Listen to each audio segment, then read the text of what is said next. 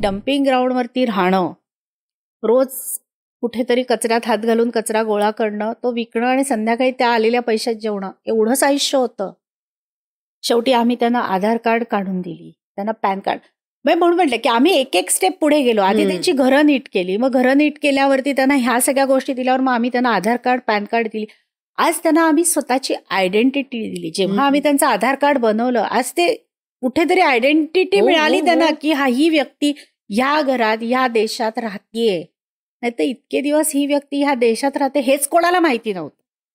काहीच त्यांना स्वतःच जणू काही अस्तित्वच नव्हतं. आज त्यांना आम्ही त्या अस्तित्वाची जाणीव करून दिली की या देशाचे तुम्ही पण एक नागरिक आहात, ह्याची कुठेतरी आज आम्ही जाणीव करून दिली. आणि मग मला असं वाटतं त्या स्वतः एटीएम मध्ये जाऊन पैसे वगैरे एटीएम मध्ये आधार कार्ड वगैरे. आता कसं झालं की ह्या गोष्टी जेव्हा दिल्या आणि आम्ही त्यांना आधार कार्ड आणि पॅन कार्ड वगैरे त्यांच्या नावाचं काढून दिलं, तेव्हा त्यांना कळलं की ओके, आमचं पण काहीतरी अस्तित्व आहे या जगामध्ये. मग आम्ही त्यांना सांगायला सुरुवात केली की आता तुमचं अस्तित्व आहे, आता तुम्हाला आम्ही पैसे पण देतो महिन्याला, तुम्हाला तुमचं भविष्य काय आहे. आता तुम्ही फक्त अस्तित्व निर्माण केलेत, तुमचं भविष्य काय. मग भविष्य काय, तर मग तुम्ही इन्व्हेस्टमेंट करायला पाहिजे. अच्छा, मग इन्व्हेस्टमेंट करायची म्हणजे काय करायचं, तर संध्याकाळी आलेला पैसा जाऊन जेवणात नाही खर्च करायचा. मग आम्ही हळूहळू त्यांना पटवलं की आम्ही तुम्हाला हे रोजचा पैसा देणंच बंद करणार. बरं. मग आम्ही त्या सगळ्या बायकांचे बँकेत अकाउंट उघडले आणि सांगितलं दर महिन्याच्या शेवटी तुम्हाला पगार मिळणार. व्यवस्थापन तुम्ही तुमचं असं करायचं की एकदा तुम्हाला महिन्याअखेरीला मिळालेला पगार तुम्ही पूर्ण महिनाभर पुरवायचा. आणि पुरवला म्हणजे अर्ध्याच पगारात तुमचं घर चाललं पाहिजे. कमीत कमी अर्धा पगार तरी तुमचा शिल्लक राहायला पाहिजे. आता कसं आहे ना, मी जेव्हा अर्धा पगार म्हणेन तेव्हा थोडंसं तरी काहीतरी ते बँकेत शिल्लक ठेवतो. पण सुरुवातीला त्यांना जरा ते वाटायचं की काय सांगतायत, काय कर, असं काय असतं का.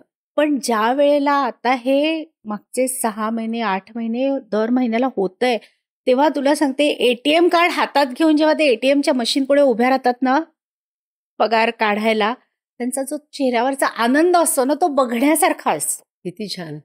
की चेहऱ्यावरच्या आनंदापेक्षा तो एक कॉन्फिडन्स असतो की मी पण आता अर्निंग मेंबर आहे, मी पण आता इतर लोकांसारखी बँकेत जाऊन पैसे काढते. त्यांच्या राहणीमानात आणि त्यांच्या विचारसरणीत फरक पडला का ग? खूप पडला. म्हणजे आता त्यांना एकतर शिक्षणाचं महत्व कळायला लागलं, त्यांना इन्व्हेस्टमेंटचं महत्व कळायला लागलं किंवा पैसे 4 आपण आपले सांभाळून ठेवले पाहिजे याचं महत्व कळायला लागलं. आमच्याकडे आल्यानंतर हेल्थ कॉन्शियस म्हणण्यापेक्षा आपण आपल्या हेल्थची काळजी घ्यायला पाहिजे, ह्या गोष्टींची जाणीव किंवा हेल्दी एन्व्हायरमेंटमध्ये कसं काम करायचं ह्याची त्यांना जाणीव झाली.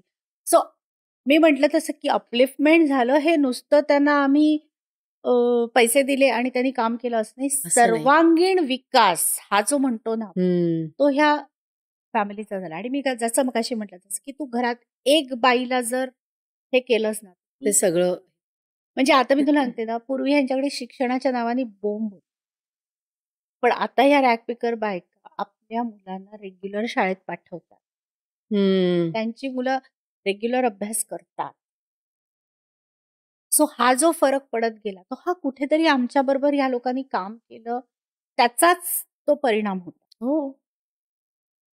आता पुढे जाऊन आम्ही अजून एक पाऊल टाकलं. बर. आणि ते असं की आमच्याकडे ज्या 20-25 महिला आता काम करतात त्या सगळ्यांना आम्ही ड्रायव्हिंग शिकवलं. हो, सगळ्यांची आता लर्निंग लायसन्स आलेली आहे. काय सांगते. आणि आम्ही 2 ई-व्हेकल्स विकत घेतले. बरं. आता ई-व्हेकल्स विकत घ्यायच्या पाठचं कारण पण होतं की एन्व्हायरमेंटसाठी आम्ही काम करतो म्हणून अगदी मोठ्याने सांगणार आणि इथे रोज पेट्रोलचा टेम्पो आम्ही दारोदारी पाठवणार कलेक्शन करायला. हे कुठेतरी आमचं म्हणजे काय म्हणायचं, काम करणं आणि विचारामध्ये कॉन्फ्लिक्ट होतं. पण अर्थात मी म्हटलं तसं की ह्या असे एका दिवसात होणाऱ्या गोष्टी नव्हत्या आणि त्याच्यासाठी लागणारे फंड्स आमचे इतके दिवस जमलेले नव्हते. त्यामुळे ह्या वर्षी आम्ही आता 2 ई-व्हेकल्स घेतले आणि मग त्याच महिला चालवत जाणार. आम्ही त्यांना आता रूट ठरवून देणार आणि ते आता 2 व्हेइकलची आम्हाला 5 ते 10 व्हेइकल्स हे आमचं आता टार्गेट आहे.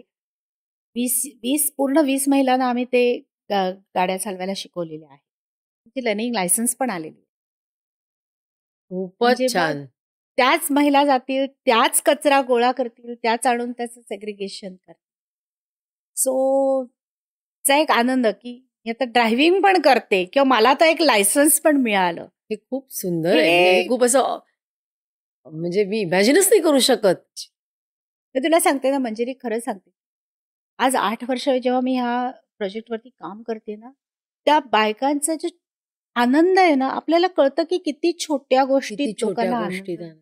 आणि आपण छोटी छोटी दुःख घेऊन बसतो. आपण म्हणजे तुला सांगते, ज्यावेळेला ते एटीएम कार्ड घेऊन अशा एकदम अशा म्हणजे ऐटीत जातात. माझ्याकडे ऐटीत जातात ना, ती ऐट खरंच बघण्यासारखी असते. खूपच सुंदर. असं वाटतं की ठीक आहे, आपण ह्या समाजात जिथे राहतो त्या समाजासाठी काहीतरी काम केलं आणि ते कुठेतरी दिसतंय. बरोबर आहे. खूप सुंदर.